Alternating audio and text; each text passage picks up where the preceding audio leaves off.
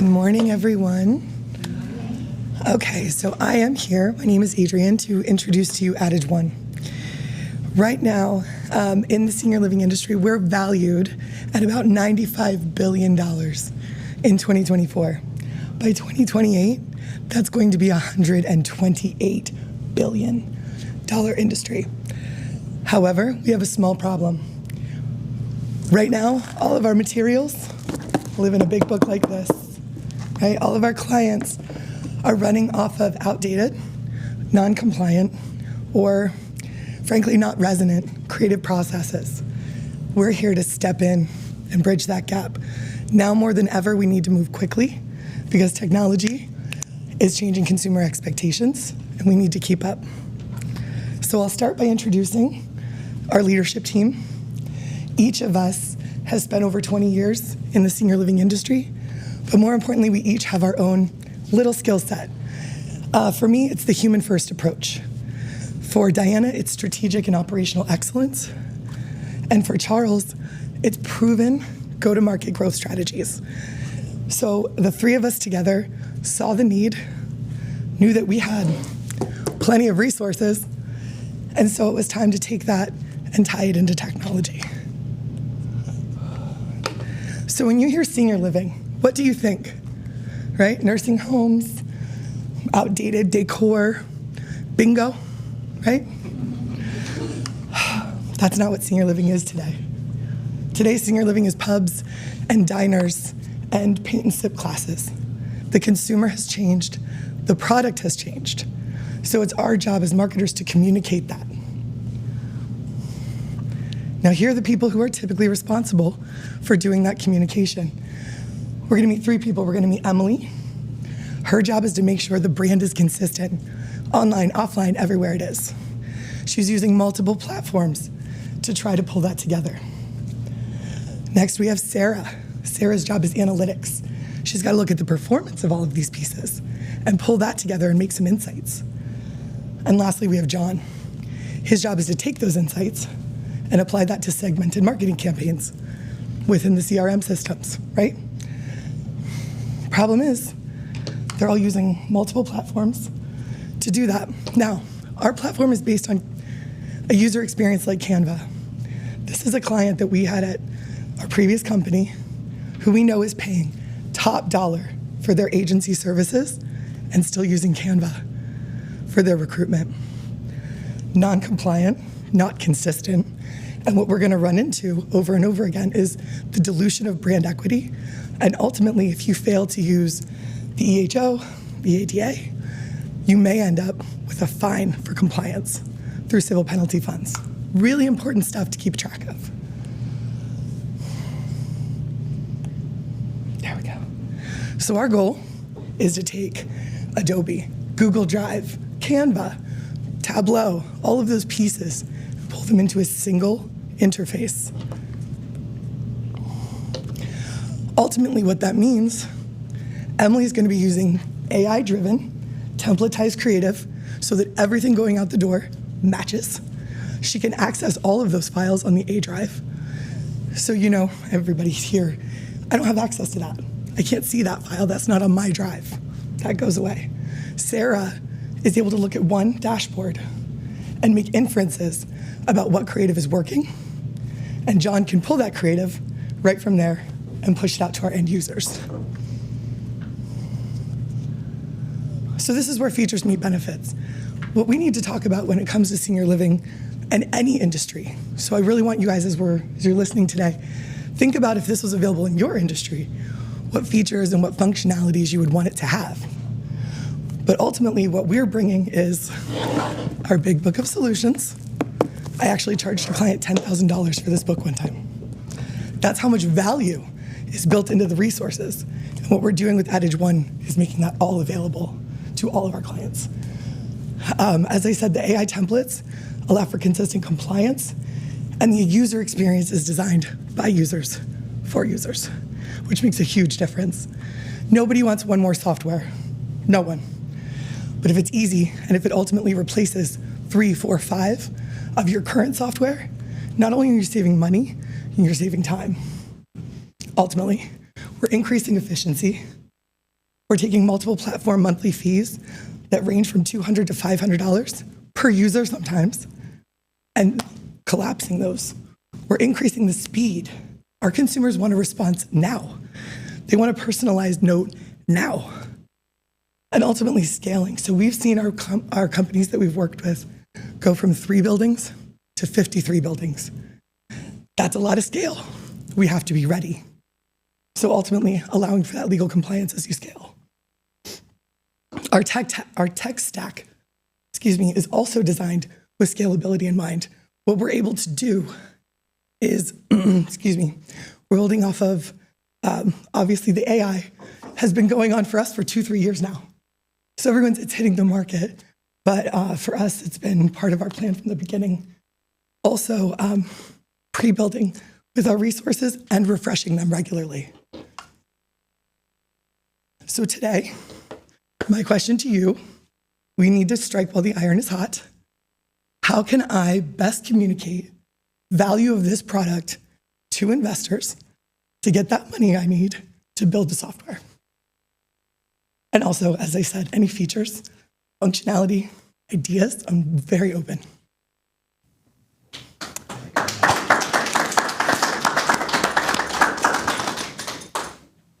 Who would like to start the conversation and feedback for Adrian? Come on, guys. Don't leave me. I already have no voice. I need some help. I have a question. Hi. Hi, Adrian. So you mentioned AI templates. Is that something that your business is looking to build themselves, or would you be outsourcing help for that? We're actually going to be building it ourselves. Okay. Taking the resources that we have and templatizing them in a way that then they can be shifted brand to brand quickly. And another question is, with AI, are you going to be using different AI systems, or is there a specific one that you like right now? So I think my tech team is staying with OpenAI at this point in time. Okay, not a close. One of the key features, though, that I'm glad you brought this up. Okay. Brand semantics guide. So raise your hand if you're already using AI, like every day. Right? Have you ever heard it come back to you and go, that's not me? It doesn't sound right. Mm-hmm. You can inform that with a really well-written brand semantics guide. So it's not just a matter of don't use dive or delve, don't use tapestry or weaving. It's beyond that too. When we talk, we don't use negatives, we say positive. Instead of the end of the year, it's the beginning of a new one. Okay. One of our clients is adamant about that. We have another client that said absolutely no meat photos, ever. I don't know why. You can put that in your brand semantics. Okay. So the idea is you stay consistent. Okay. Very good. Thank you. I'll take it. Okay. All right. Again, Ray Hayden, Bucknell SBDC. Just almost from practical common sense ideas, I think some things that might help you out, establishing a budget for the software, ideas as to how much you need, even like a timeline, articulating that, Yes. maybe even what beta versions might look like or how you see that. You might want to talk to your leadership team, get together as a group and see kind of like what the trajectory is going to be. Something else that's going to be very helpful, especially as you pursue investors, is to figure out, well, how much are we going to make off of this? What is it going to be a subscription platform? Will things change if it's a company and they have like a bunch of users, and is there a discount for that? Mm-hmm. Because they'll want to see that it is a viable product, as it were, and that we're intending it to be a profitable one as well. And gosh, I'm doing it again. I am the capital acquisition specialist. Hey, listen, you and I'd love to sit down. So I do have Yes. 5-year projections for both revenue and cost, scalability of our team. Yes. We've put a lot of thought into the user adoption process and making sure anybody we do sell it to has a high retention rate. Right. 0 churn is my goal, always. We do have a very clear roadmap. And right now we are self-funding, so programming is already underway. We've got all of our MVP kind of wireframes that we're building out. Our programming team is working on setting up the interface. We're gonna just keep trucking until we get funding because we can't afford to wait. The iron is too hot. Right, and I think it's another common sense situation. You probably already know this, but please be sure to track everything that you've spent thus far, because that counts. That'll count towards your equity investment, and that'll make for a more solid pitch. Everything that I'm talking about, speaking of which, should make its way into a pitch deck We can in talk some about my way, pitch shape, deck or later if you have some free time. form. Oh yeah, no problem. Thank you. Want to build on that, the pitch deck, the presentation, and who you're presenting to. Definitely want to invite you to talk to the team at the SBDC, Denny, as well as partners, one of whom's right in the room. So Aiden McDonald is, I missed you at the beginning, but bringing you back in here, sponsoring 1 Million Cups by hosting us here at their site is Drive. Drive is involved in all manner of economic development and industrial development activities and has amazing connections to state programs. One of the state programs that I'll highlight in particular is Pennsylvania's Seed Fund for Technology Companies, Ben Franklin Technology Partners. Another frequent participant in 1 Million Cups, Josh. I want to make sure that we're in. Josh is introducing you to him and the network of investments and resources that Ben Franklin has for early stage, growing, scaling technology firms. I think one other note is start in that pitch deck and in that approach to investors. How are you describing intellectual property? You're doing some things that are innovative.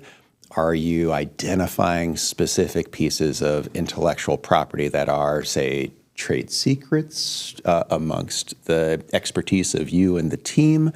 Or are there parts of the technology that you can capture, define, and protect as intellectual property? That'll be something that is important to some investors. Thank you so much. Yes, we've been so blessed to work with Josh at Ben Franklin. He's Excellent. kept me on track, kept things moving forward, made sure I got here today. Very good. I wish he was here because he's on a cruise, but I hope he's having fun. Good for him. Good for him.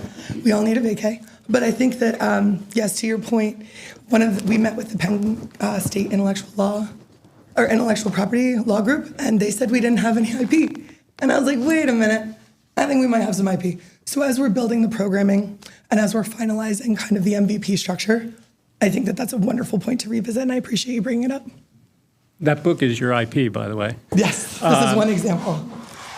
So my question is, you talked about doing this. You're doing this organically. You're building it without the initial investment. Are there modules that you can develop out and begin to sell to create some income and to help finance future growth? I'm so glad you brought up the financing. Earlier when we were introduced, Len mentioned that we want to be an end-to-end communication tool.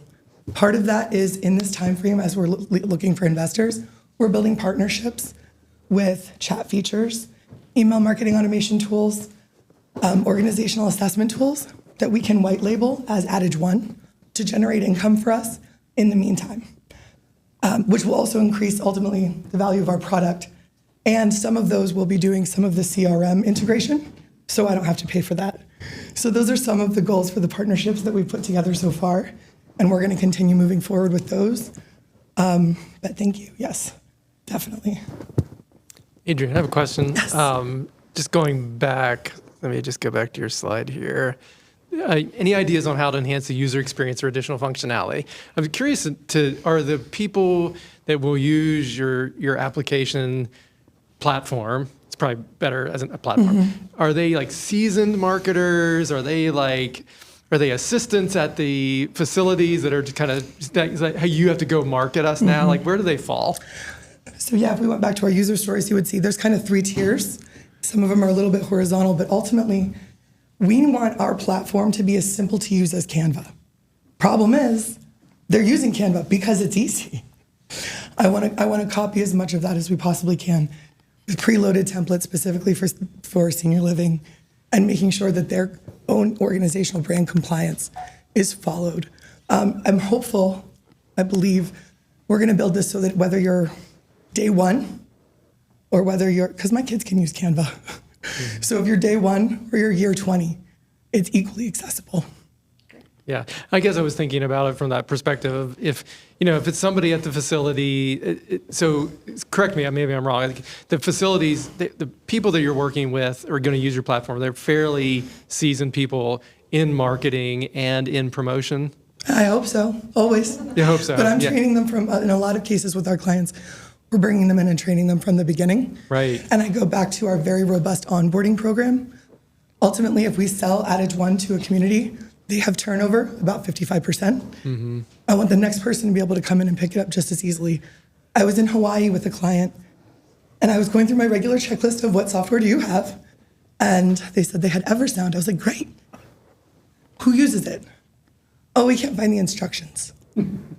Right. You're paying a monthly subscription, and you can't find the instructions, and no one's using it. Mm-hmm. That was very eye-opening for me, so I'm really adamant about user adoption and tracking user engagement and activity. Yeah, I think sometimes for folks who aren't as seasoned at doing their work, their pain points are easier to identify, right? Because you're kind of taking them from ground zero to like being a master. Mm-hmm. The harder ones when you get the really seasoned people that are just fine tuning it. So when you talk about user experience, it's harder to figure that out. So I just maybe capitalize a little bit on, if your folks aren't as seasoned, really capitalize on that big leap that you're going to help them take, which I think you do, but I think that would be a place to really dive into how you could enhance their connection to what you're offering them. We're also working on rolling out a pilot program with a handful of different types and size providers to get solid feedback between MVP and SVP. Hopefully this fall. I just have one other resource I wanted to make you aware of. And I know in our past conversations, it's really exciting to watch this come together. I think we are also part of an equity capital group within our network. So our program at Bucknell covers 6 counties, but our whole program statewide has 15 centers. And I have colleagues from across the network that sit in, and we provide opportunity for you as a company to practice your pitch with all of the rays across the network. And what's really nice is they bring some incredible gifts and talent to understanding and listening to it. But what's even more important is they're seeing it for the very first time. So sometimes when somebody's already aware or might bring already biases and things to the table, it's like, oh, we love them, they're great, but they don't know you. And so it's a great way to practice. And so I just want to make that available to you as well. If you guys ever want to just work on your pitch and get it in front of experts that can provide some really incredible feedback. And then beyond that, what resources exist? What type of angel groups are already out there that are looking for you? And I like the fact that it's very industry specific. I think having worked in several different industries in my career, I know how some of them go kicking and screaming into the future. And I think this is great that you can provide a resource to the senior living that is going to really revolutionize many centers that are out there. So Thank you so much. And Danny, thank you for doing our practice pitch when we did that together before. I appreciated that very much. Any practice we can get, I'm grateful for. awesome. And we are majority women owned, as well as a tech company that's a little different. Yeah. So Pitch practice via Zoom monthly? Yeah, so we meet monthly. And so what I can do whenever there's a time you want to do the next one, just reach out, let me know. I'll get you on the schedule. Sometimes I have to just see if there's anything already lined up, but usually within a month or two, I can get you into the lineup. fantastic. So, Love it. Great. Thank you. Oh, nice.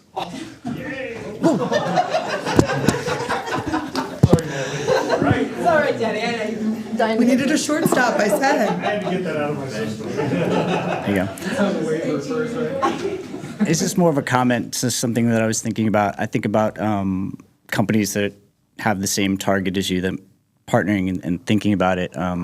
So ADA compliance companies, but more specifically of late, web analytics companies, right? Just because everyone's was on Universal Analytics, and they've upgraded hopefully to GA4, but GA4 is not HIPAA compliant. So I mean, they have that target where if they have a compliance privacy officer of some sort, they're going to care. And if they understand it on the web analytics side, they're going to care on the creative side. So Thank you just for something that pointing that out. immediately comes to mind. Yeah. Yes, thank you. So the user stories that I shared today, those are the end users. But one of the things that we've identified is to get funding, buy-in, organizational buy-in.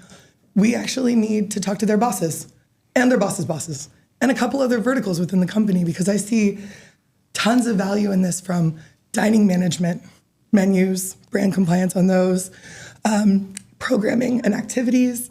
It's not just sales and marketing. There's tons, HR, obviously with the recruitment. There's tons of avenues within a single organization that we can ultimately touch. Thanks.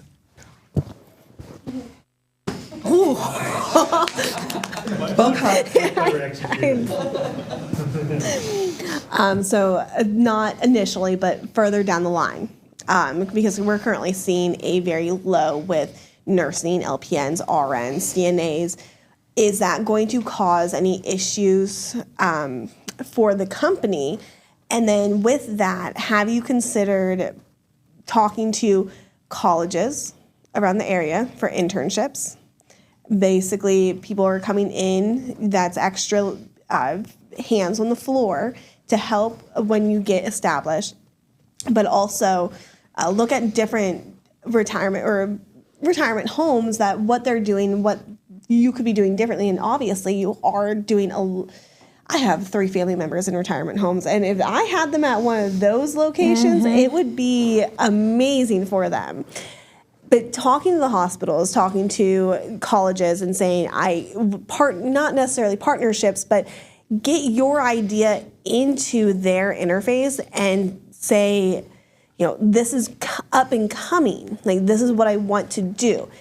If you have enough baggage behind it, your investors should come and say, hey, I already talked to UPMC, I already talked to Geisinger, talked to this, that, and the other retirement home, outpatient, inpatient. Then you have or is it just homing, or the housing, or is it physical therapy, is it occupational therapy? If you have enough baggage, your investors should be more willing to open up and listen, to say that you've already done your due diligence with it, and hopefully help you in the long run with it. Yeah, I absolutely hope that we can, as I mentioned with recruitment, that this becomes a tool that our clients use ultimately to go into the schools, to do their rehab discharge planning, business outreach. Len introduced ADage Marketing Group and Diana and I's background. For 20 years, we've been collecting, we call ourselves the story keepers, right? I've seen the dumpster fires, and I've seen the best case scenario. And our job is to consult clients and bring them to where they need to be. And I'm grateful that most of our clients trust our judgment, trust our recommendations. And ultimately, I think once we get a few of those kind of brand ambassadors, Right. we're going to be well on our way. Right, perfect. I'm excited to see what it comes from. Me too. Anybody else? Well, thank you.